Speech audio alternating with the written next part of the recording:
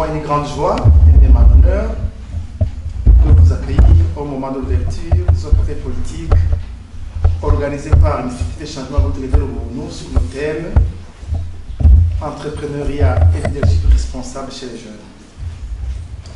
Ce thème a été choisi dans le souci de faire un clin d'œil aux jeunes afin qu'ils apprennent à être dès le jeune âge à se prendre en charge grâce à l'acquisition des réflexes d'autodépendance ou d'autoprise en charge, étant donné que l'État n'est plus à même de pouvoir du travail pour nos jeunes en général et plus particulièrement à nos jeunes finalistes de nos écoles et universités comme ils le faisaient dans le passé.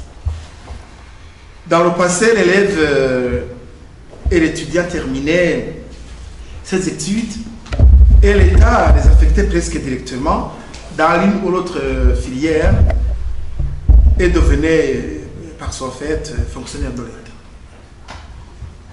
Honorables, distingués invités, mesdames, messieurs, au cours de l'exposé de l'orateur du jour, nous aurons l'occasion de connaître les qualités requises pour être un bel entrepreneur et qui ne sont pas nécessairement celles requises pour être un bon leader.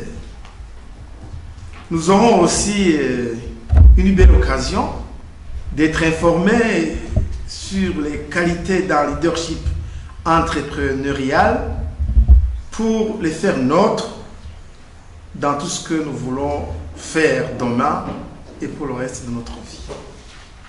La promotion de la culture entrepreneuriale et le renforcement des capacités entrepreneuriales chez les jeunes devrait être le souci de tout le monde et les pouvoirs publics sont interpellés prioritairement. Le phénomène actuel de désœuvrement et de sous-emploi généralisé chez les jeunes et même chez les moins jeunes risque d'hypothéquer tous les efforts que l'État fait pour que le peuple burundais vive dans la quiétude et se projette dans le développement humain que nous voulons. Vous convenez avec moi que pour vivre cette planète Terre, tout être vivant doit s'adapter. L'être vivant qui ne parvient pas à s'adapter est appelé à disparaître. Dans cette même ligne d'idées, toute formation qui ne permet pas à son acquéreur de s'adapter aux réalités du moment n'est qu'une perte de temps. Toute formation scientifique et professionnelle devrait ouvrir les yeux aux jeunes afin qu'ils puissent voir clairement les réalités auxquelles ils sont confrontés en acceptant d'adopter d'autres comportements qui leur permettraient d'arriver à être des promoteurs d'emploi. Honorables, seigneurs invités, mesdames, messieurs, voici quelques petits exemples pour illustrer ce que je viens de dire. Comment dans un pays à plus de 90% agricole, pastoral, un jeune ingénieur agronome peut-il passer 10 ans sans rien faire en attendant que ses parents reviennent des champs, le nourrir, alors qu'il devait les aider à produire plus pour que l'excédent soit vendu afin de combler d'autres besoins familiaux?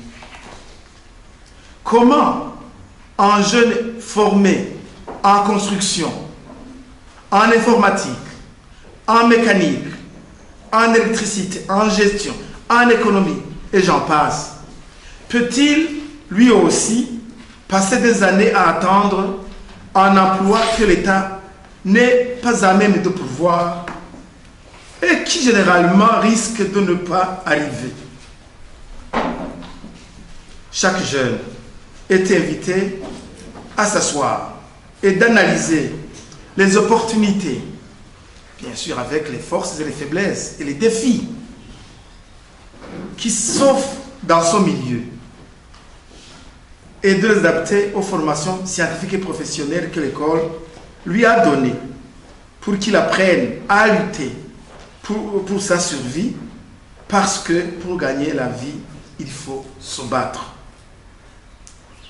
Si vos aînés, je pense en être un, ont eu la chance d'être embauchés dès leur sortie de l'école, et qu'aujourd'hui, cela n'est plus possible, devriez-vous jeter l'éponge et vous laisser emporter par tous les vents des manipulateurs? Ils sont très nombreux, je ne les citais pas. L'être vivant doit s'adapter. Sinon, il est appelé à disparaître. On devrait encore le répéter sans honte. Peut-on affirmer sans embâche que notre pays ne possède pas des opportunités qui permettraient aux jeunes de s'adapter? Peut-on aussi oser affirmer que tous les angles qui permettraient aux jeunes de s'adapter aux réalités du moment sont hermétiquement fermés? Ce sont ces interrogations et bien d'autres encore que ce café politique voudrait vous convier à répondre pour que les pouvoirs publics et vous-même les concernés, vous puissiez cerner cette problématique de désœuvrement, j'allais dire de chômage même, pour ceux qui ont déjà travaillé, et de sous-emploi, qui est une bombe qui va sans doute éclater malgré tous les efforts que le gouvernement fait pour que les Burundais vivent dans la paix, la stabilité, sans lesquelles le développement durable serait en vain mot. Nous devons abandonner nos réflexes d'antan, où l'État était la vache laitière qui pourvoit de l'emploi à tous ces finalistes et jeunes, et penser devenir petit à petit des promoteurs d'emploi dans la création de petites, je dis petites, activités génératrices de revenus.